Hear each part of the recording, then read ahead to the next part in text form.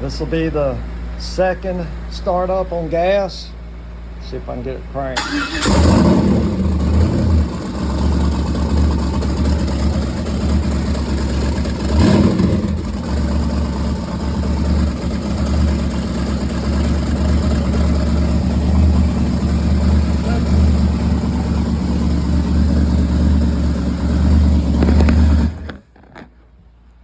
Second start up on gas, cranks right up. Of course, stuff's burning off the exhaust, the headers and all. No radiator or water, so I can't run it more than 30 or 40 seconds. Also no alternator. Coming along though. Of course, wiring is temporary.